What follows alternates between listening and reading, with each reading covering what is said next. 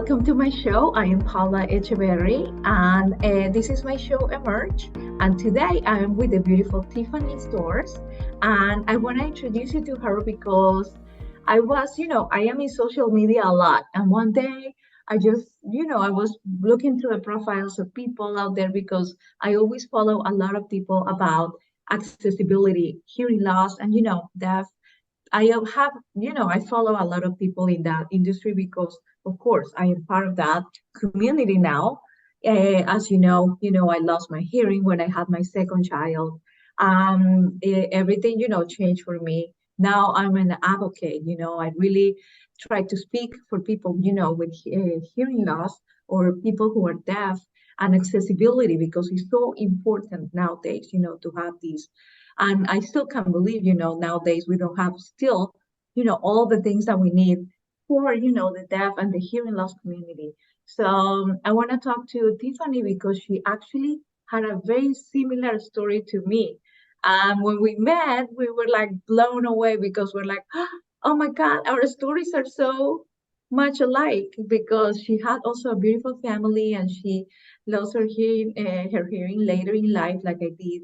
Um, and she didn't know why. Of course, she's going to speak about this now, but she is also an author from this book called Adaptability that she just launched a few months ago.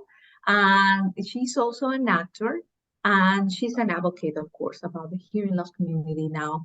And I want you to introduce yourself, Tiffany. Tell us what you do. Thank you for being here. Thank you, Paula, for having me. That was quite an introduction.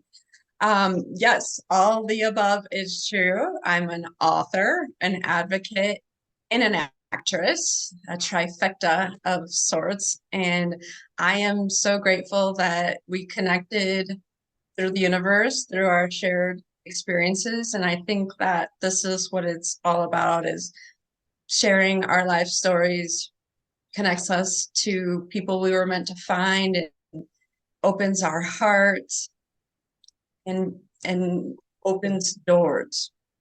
So the pleasure is all mine to be here. We are so connected, like Paula said, in so many different ways. It was really kind of crazy when we first talked that we weren't somehow relatives, but we're soul relatives. Yes, we're still relatives. That's true. I like that word. Well, Leah, can you tell us now what happened? What happened when you lost your hearing? What stage of your life were you in, and how did you handle those changes? Sure. The backstory is I was born with normal hearing. There's no one in my family on either side that even wears a hearing aid, has any hearing loss, nothing of that sort. So when I was in my 30s, my husband and I started trying to build a family, and we went through a cycle of infertility. And with that came a lot of drugs that I had to take and a lot of treatments. Yes. And then I noticed that right after the birth of my first child, that everything, all my hearing on one side was completely washed out. Just so Okay. overnight, no warning sign, no infection, no high fever. I thought perhaps I was sick and had a sinus infection, and I was just too tired to even realize what I was coming to terms with, but that's not it at all. I had SSD, single-sided deafness. I was in denial at first, like most Yeah. people are. You have to go through the denial phase and the acceptance. And the timing of it will never make sense to me. We had tried for 4 years to conceive. All of a sudden, I was holding my precious baby in my hands, and I could hear her the first couple of weeks, and then I just couldn't. Then I just couldn't. That's so It weird was because crushing. something happened to me like that. Like it was pretty much overnight. I had some signs that I was losing my hearing before, but it wasn't major. I started with vertigo, and then like years before I had my hearing loss, I had some vertigo and some, hearing, Yeah, some infection. dizziness. And then years after my second daughter, then that's when I started like my ears just went down from like overnight. Like both of them. I was like not hearing like deaf. So it was really shocking, of course, and it was sudden, like you said.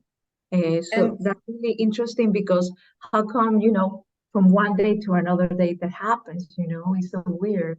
That's something that I still can understand. well, and everyone asked me like how did it happen and Yes. is there a medical reason for it? Two reasons of which I may or may not ever know the answers to. But the timing of it all, like you said, in the second, and then after my second, I was totally deaf, legally deaf, couldn't barely any residual sound in any ear. So I, in my gut, have to believe partially it coincided with hormonal fluctuation during birth or after birth. I will it will never make sense. But then also as I started seeing an audiologist and then an ENT, the medical description I was given it was otosclerosis, which is an overgrowth of bone in the inner ear, which prevents the cochlea from moving, which cochlea needs to be able to move to Yeah. And that actually, bring. there's no, I understood there's a surgery for that, no? Uh, Well, and yeah, that's a great question. Thank you for that question, Paula, because yes, I did ask about is it, about yeah. a surgery, and my ENT did say yes, there is a surgery. However, there is the possibility of it just reforming. The calcification can come right back, and it's such a delicate surgery Yeah. itself there and it requires a ton of downtime and the results are mixed because it can come back. And for me as a new Okay. mom, I the thought of it like going through all of that and then just to have it returned didn't make sense. Whereas when he explained how a cochlear implant would bypass that and guarantee sound, regardless of the calcification, whether it reformed or stopped. So for me, Yes. yeah, I just wanted a more permanent solution. So you had the cochlear implant, yeah? I do. I have a cochlear implant. I also have a cochlear Baha because at first it started as single-sided deafness. So the Baha stands for bone anchored hearing aid and it conducts sound via bone conduction. Yes. And I'm a hybrid like that because most CI recipients who had a Baha or who have a Baha choose to get rid of that device. But Yeah. I've actually held on to it and keep using it because it has a little bit more of a natural sound component. So when I was adjusting to the sound of the I would place my Baha on as well and be like, oh yeah, that is what I heard. That did make sense. And music, I sometimes I will just take off my CI and just wear my Baha just because I enjoy the natural sound It's so of music. amazing because I feel the same way. I have to take my CI off because sometimes I just want the natural hearing that I still have in my other ear, which is very minimal, and I use a hearing aid. So my sound is still natural in that side, in this side, but my cochlear is different, right? So when I had Right. my surgery, I was actually totally adjusted to my hearing aid on one side with my hearing. So when the CI came in, it was kind of like a weird experience. So Yes, yes. the CI, the kind of robotic hearing plus the natural hearing. So sometimes I have to remove one out because I can have both on, for a long time because it gets a little overwhelming for me. So in Oh, my a experience, 100%. yes. And Paul, I So don't know if it's the same for you, but for me, music has and always will be a form of therapy. So if I had just to rely on my CI exclusively for music, I don't know that I would keep on enjoying it the way that I do. So my Baja really does afford me that, and I'm grateful. If I was forced to just listen exclusively with CI, I would manage, but I think people have a hard time, those who are not hard of hearing or don't have implants or aids, understanding what it's like to actually hear with aids There's or with there's actually implants. there's actually websites or apps that they actually mimic the sounds of how you hear with some devices, like a cochlear implant. There is. Yes. So I know it's funny. It sounds a little, yeah, too robotic, whatever. My kids said that because they saw that. So because my kids are normal, they don't have any hearing loss, and my husband too. When I was married, now we're divorced, but he also you know, was normal. So my family was, when I decided, to have my cochlear implant, I was trying to still survive with my hearing, because many people, they decide maybe to just go with ASL. And the thing is that I know, I want your opinion on that because I still don't use ASL myself. I decided to rely on my hearing and decided to work on that as much as I could, but Right. I know ASL is a great tool and I would like to learn it. And, it should be available everywhere. So why did you decide to go with ASL? I know you're a tutor and you're an ASL advocate too. So tell us about that. So for me, it was a survival strategy to learn ASL because I was, the what ifs. Okay, a hearing aid can die, a hearing aid can get damaged, a hearing aid can get eaten by my dog, which did happen. And the same with an implant. Those devices are you take them on and you take them off, and there's always that risk. So for me, it was a survival strategy. I wanted to learn just in case, in case the surgery didn't take, in case I wanted to live in an I think ASL community. when we were talking the first time, you mentioned a case that you were traveling and something happened with your devices. And that's when you kind of you took a Yes. because you said, oh my God, I don't want to be in this situation anymore. And I want to be able to communicate no matter what. It is Yeah.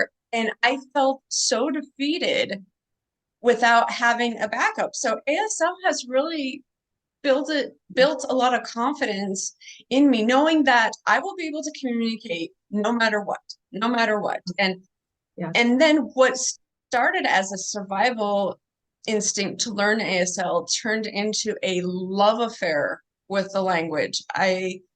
At times I wondered if I would ever want to put back on implants and aids after learning ASL, such a beautiful, inclusive language. Yeah. And it was so intuitive to learn, and I'm fluent in three languages. And ASL in particular, though, like I said, I fell in love with it, and it was so easy to learn. And I thought, well, what a gift to be able to teach. And so I started teaching at my daughter's high school, and the kids in the class just kept the That's numbers kept amazing. growing and We growing should and do growing. that. And they said if sign language was offered here as a primary language, like we would have been taking this our entire high school careers. And it just fuels that fire in me when I'm teaching them something they want to learn, and they're responding, and then they're using it, and they're putting it into, and then they're teaching their families, and it's growing. And there's two different schools about, well, you teach sign language or use your hearing aids. And for me, I don't think it has to be one or the other. To me, more language is more language. So, Yeah. for Yeah. example, if I can hear you right now on Zoom with my implants, and then also rely on closed captioning, that's just double reinforcement. What's wrong with that? More language is more language. So there's a fine line, though, in our hearing communities and the deaf communities about, you have to be sign language exclusive or aid exclusive, and that I don't Yeah, believe. I don't believe that either. I don't like to put myself in a box. Right. I like to be, have all the tools that I can to survive, of course, because we're surviving in a world that's still not ready for us. So in many of Right. like unfortunately, you go to the movies, you go to places, and there's nothing that sometimes support people with these, limitations. So I when I started looking at all the things that they were not available for me, I was like blown away. I was like, wow, I can't believe people. I'm in this community now. I can't believe now people who are like this live this way. I was through the COVID trying to do some of my trainings for educational trainings that they didn't support any captions. And I was like, Hmm. no. No, So it it was very frustrating for me to go through this process. I was getting stressed, frustrated, anxious just from the process of trying to get my education going because I couldn't do that when I write the people, they is asking for captions. Oh, we don't have any captions, it's not supported. And I was like, what? mm-mm. Can do it. So, That Jesus, this is like 2023. What's going on? right. So, That is a big pet peeve of mine. If someone says, "Well, yeah, I don't know how to enable Zoom on my end," I'm like, "Well, then I'm sorry, I can't participate." And even if it sounds like I'm being argumentative, I'm not. I'm advocating for myself, and yeah, that's what I think a lot of people who become hard of hearing or are born to just it's a process, right? Of self feeling confident in advocating for what we need. And I yes, will point blank say, "Oh, well, I'm sorry. Then can you figure it out on your end how to enable the closed captioning, or I'll send you the link." But you got to yeah, keep up with me too. It's my right, and it's covered. And thank God the ADA was written to help protect rights like that. We have it's our birthright to have equal access to information, and if that's the way we get it, that's the way we get it. And I mean, you would just throw up if someone did not supply a ramp for someone with a wheelchair. We would yeah. just It we would happens to throw me that up many seeing that. times. It's the Yeah, same thing. It's like, yeah, is that out of the question? I'm not asking for some designer jeans. I'm asking for closed captioning. That's my human right, is to have access to the exactly. information. So, once I get started on that tangent, it's hard to calm me down because we need Yeah, that, me and we're too. surviving, I and we're I keep trying putting all actually day. on my social media and everywhere, even like LinkedIn. I said, there's some events in LinkedIn that they didn't have captions, and I was like really trying to make a campaign in LinkedIn to get captions back, with all the Thank events and you. things like that. So, but also captions are not only good for us, which people like us needed. Captions are good for many reasons. Many people need captions just because sometimes you just don't want, in the middle you're somewhere where you need captions and you don't want to put Yes. volume on. So captions are great for SEO, for many things, and if you have captions, you're gonna be able, to have more accessibility. So there are many good reasons, not Exactly. only for us, for example, but there's so many good reasons to have captions everywhere, And available everywhere. So yeah, hard of hearing or not, and if we're in another country and we want to understand the language and we're trying to, or we're learning a new language, if I'm able yes, to see in captions what's what I'm learning in my native tongue, it just reinforces the learning. Why wouldn't we want to encourage that? To yes, like, that drives me crazy. So yes, accessibility with captioning is is a big one for me. If I can't imagine taking a phone call, taking any meeting, watching any show with enjoyment without closed captioning. And what I also really like to emphasize that remains hidden to the hearing community is the auditory processing fatigue that we do experience. We work yeah, hard all day. When I say hard, we're hard of hearing, it's exactly that. It's hard to hear. It's hard to hear all day. So we're trying to keep up in a fast-paced world, and the fatigue auditory fatigue is a real thing. You might not see it. I might look fine. I might have my lip gloss on, hair looking great, but I'm struggling. And that is a real thing. And it needs to be protected. It Yeah. needs to be identified that it's a real issue in our community. It's true And because yeah, I get really tired, honestly. Like I said, and sometimes I have to just remove my phone and just get off because that's such a privilege to have as a deaf person to just, you can just shut down everything and just be on your own, be with your own Paula, mind, we be are in complete unicorns. silence. It's amazing. We are unicorns in that way. The Yeah, gift of sound off is a gift. And I didn't appreciate it to the intensity that I do now, having the ability sound off and sound off. I'm like, I have that. You don't. I'm a unicorn like that. I yeah. get to pop I these mean, off. And when I my do, kids get too I crazy, I was like, ritualize my okay, silence. For me, it's called the golden hour. And every day around 2 or 3, when my energy starts to take a dive, I will I like take off that. my I like that implants. name, the golden hour. Yes, go to my room, put on a sleeping mask even. I want to be totally void of any sensory stimulation, and I will just stay still for 15-30 minutes, sometimes an hour, but I give myself an hour because it's an act of self-respect and self-love. And I'm also at the same time making a statement to the other people, my family members, that I need this. This is real for me, and it's something that you need to accept and learn now that you're Yeah, living. I really think it's a superpower. I really appreciate that Oh, now.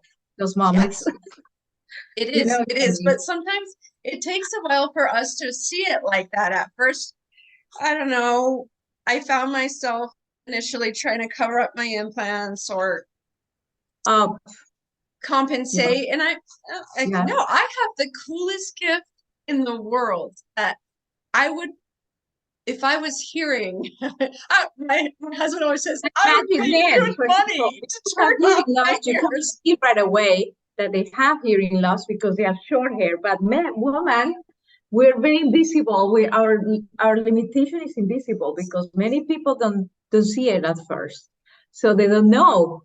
And some people, even though they when they don't know me and they start talking to me and I respond to them, some people they don't even know that I have hearing loss because I've been really trying to train, my mind so much, my attention, my focus to, to be, to have this good hearing Yes. as much as I could. So I really trying to train that. And some people, what? You're that, but I didn't know that. So it's amazing. But Well, yeah, yeah, I Paula, know. that brings up another point too, though, is because it's such a hidden disorder. It, It's it's it's an not invisible taken. limitation. We don't get the due credit that we deserve. We are living with a disability, and it's a hidden one, which makes it double the challenge for us. And I talk a lot about this in my book about hidden disabilities, and not even mine. Just there's like 30-page list I came up with hidden disabilities that just because we can't see it doesn't mean it's not there. And how Yeah, inhumane exactly. to tell another individual, no, you have Lyme disease? Really? Because you look great. And Yeah, I say this because I did encounter a lot of doubt and skepticism at first when I went deaf, and it floored me. It gutted me. It wrecked me. I yeah, could me too. not believe the disbelief. Like, who would make that up? And who are you to disbelieve me in that? That's what really got started my soul on fire on this. Like, oh, so Yeah, and now I have to prove? some people Now when I they have talk to to prove you, that I'm deaf. yeah, some people when they talk to you, they forget, and they start like some people they start sending me voice notes, voice messages, and sometimes when huge background noises, and I'm like, I can hear what they're saying. I was like, your voice note, okay, you send me a message. There's a lot of background noise. I can hear that. They're like, oh my God, what was I thinking sending you that? People forget because Absolutely. yeah, they don't, they forget about it. But some of my really close friends, they know, of course. Like my kids are my biggest supporters in the world. And when I come into a room and they're watching TV, they put captions on in the TV, You're whatever they're lucky. watching. You're And lucky. yes, So and we my do. kids, they come from the school with like, Mommy, look at this book, and ASL, Mommy, look at this, look at that, everything about, people with hearing disabilities and accessibility and all of that. And there is amazing how kids, I was suffering a lot of course, when I lost it. And they saw my journey, and they were like actually supporting me every step of the way. They didn't really get affected by my hearing. And sometimes, of course, people have to repeat yourself. Like my kids, they have to repeat themselves. But then now, it's so much easier, for them.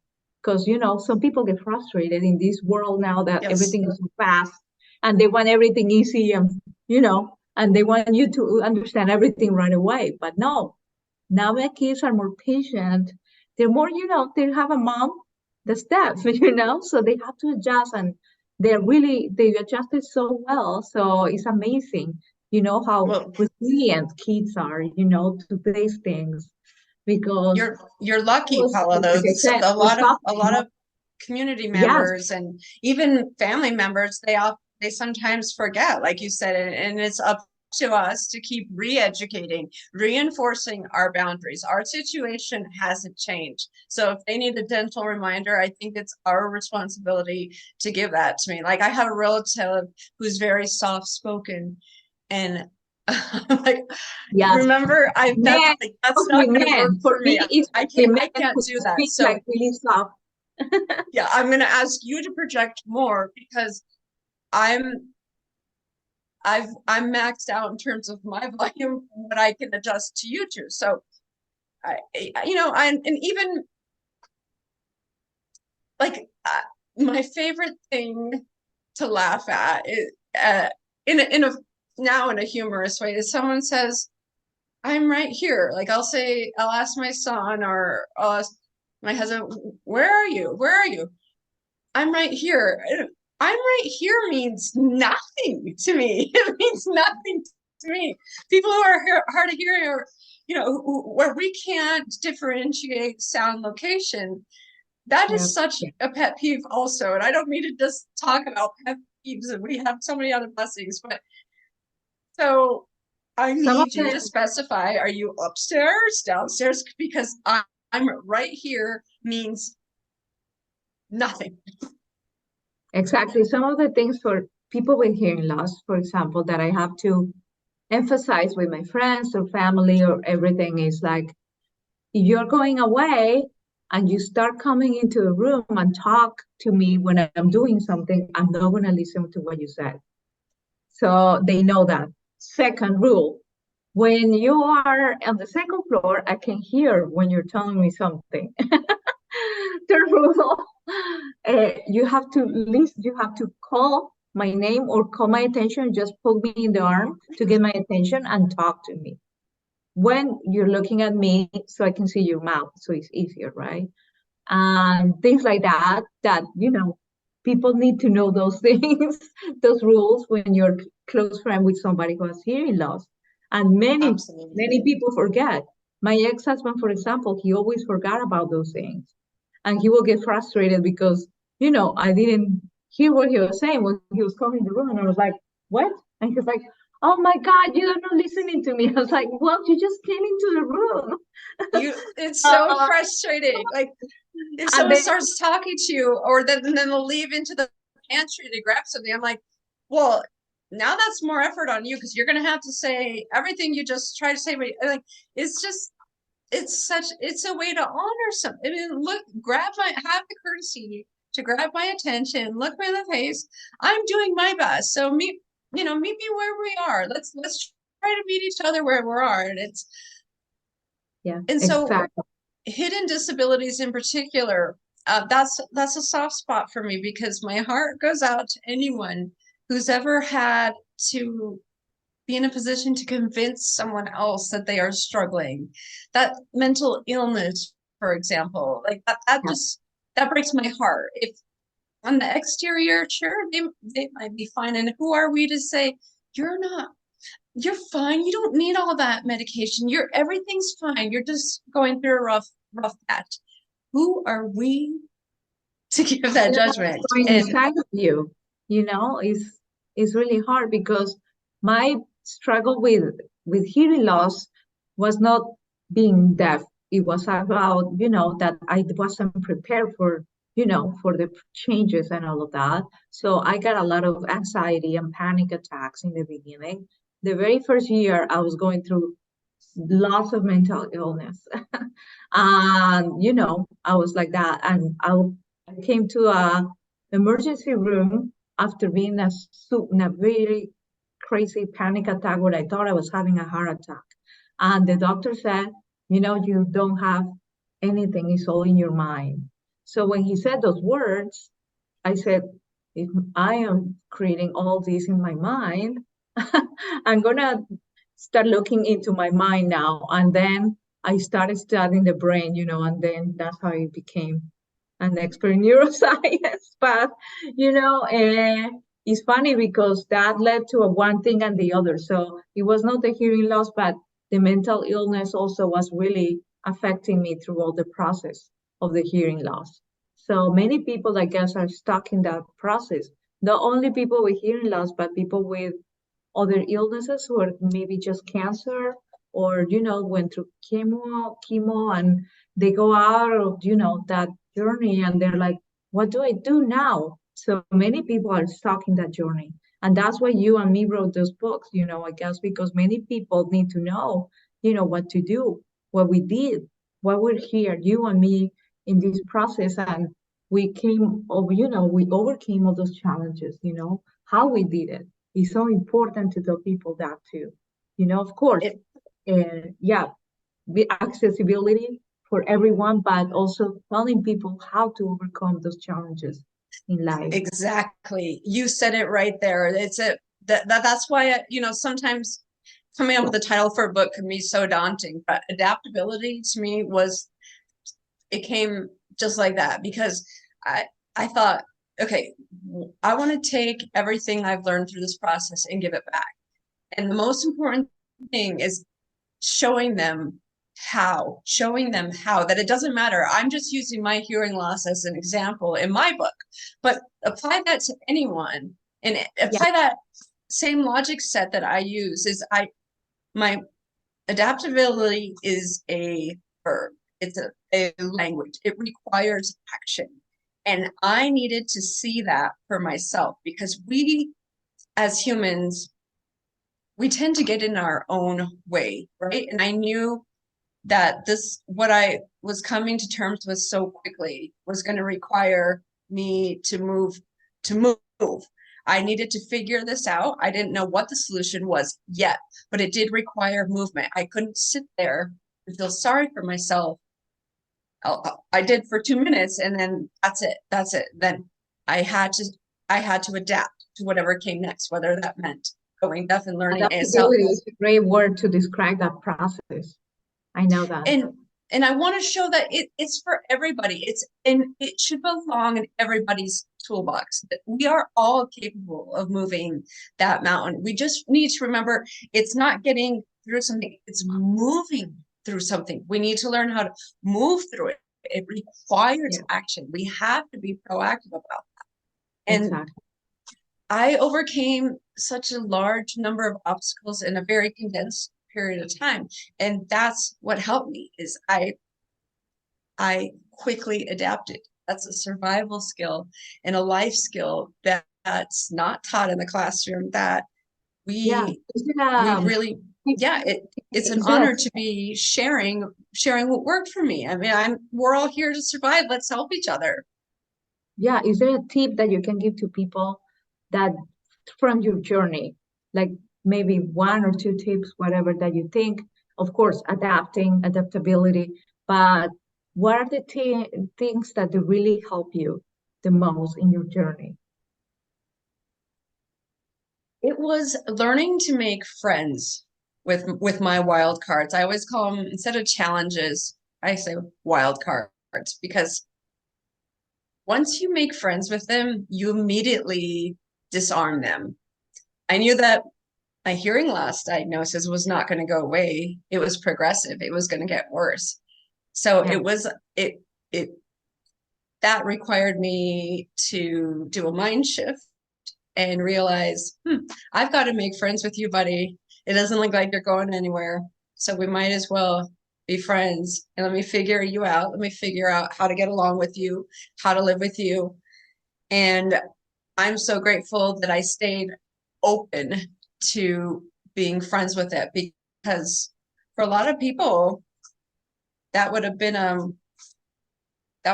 huge, huge blow that would have altered their life dramatically. And I didn't want my life to change. I said, well, this hearing loss, I'm going to have to adapt to it, because it's going to have to keep up with me. I'm not changing. My call to motherhood, my call to life has never been diminished because of my loss. And yes, yes, exactly. that was a huge strategy, is making friends with my wild cards. And there's more to come. There's more to come for everybody. It's not to say that, ooh, the world is gloomy and we should all prepare for disappointment. No, but there will be adversity.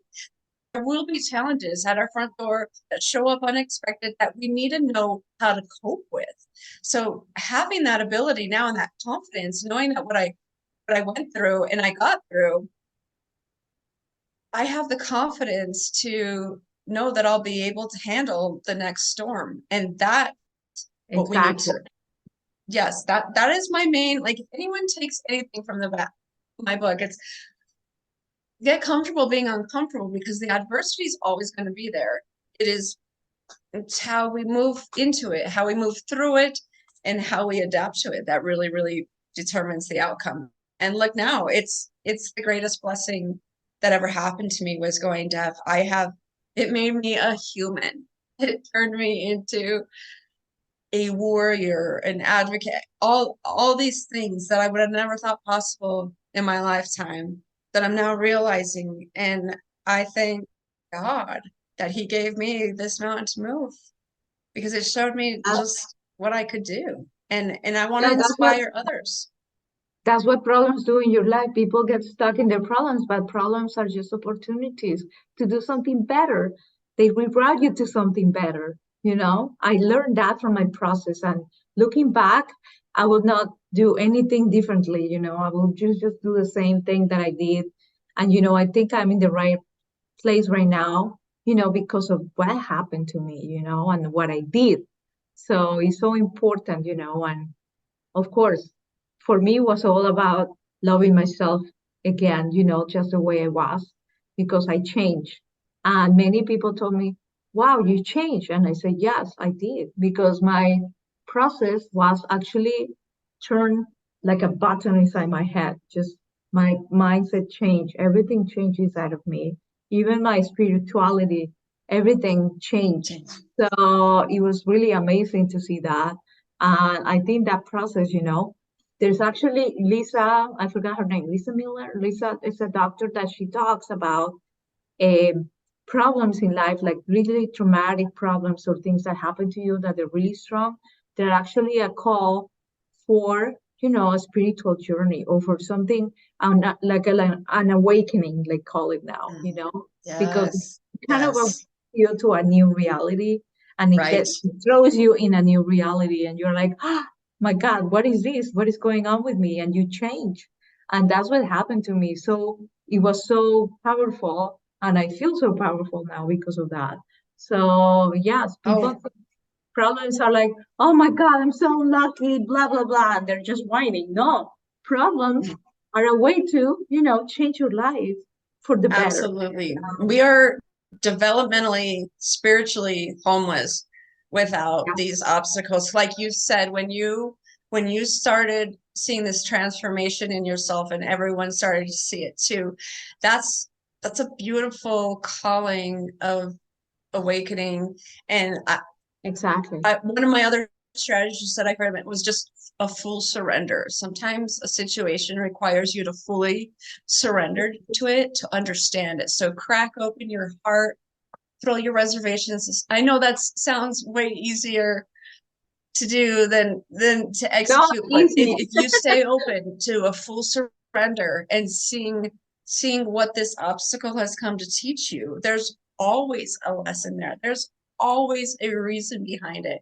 There's always, and no matter what, you're going to grow, you're going to develop, you're going to enhance your humanness. I mean, those are all beautiful gifts.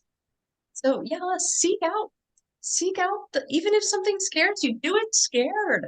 Do it scared, but don't run away. It's funny because now that you said you're scared, because I saw a phrase the other day that says, where you think you are scared about something, that's your door to grow, you know? So that's actually where you should go to grow, to that moment of being scared about something. You should try it because that's the moment of growing, evolution, and, moving on. So I it's love that. it's I love amazing. that's going to be our motto is just like surrender to that fear. Yes, Become love it. friends with that fear because just abundance awaits at the end of Exactly. that.